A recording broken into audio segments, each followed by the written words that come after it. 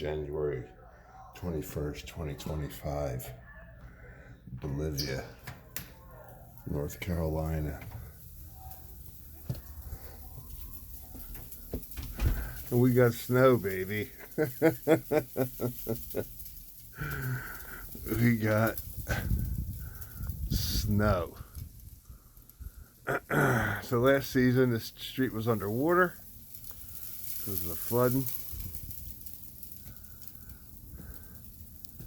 Just a few short months later, we're getting snow. Yeah, it's supposed to get down below freezing tonight. Like it's a little bit below, below zero.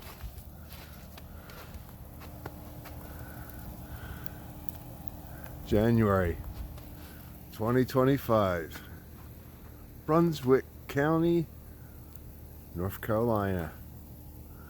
Snow. Man, I wonder if there'll be enough to make a snowman tomorrow. That'd be awesome.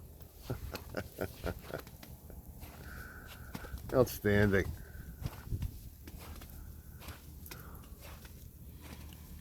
Needless to say, nobody's out driving. They even closed schools this morning, and this stuff started right at 5 o'clock, as they predicted. Right at 5 o'clock, but schools were already closed.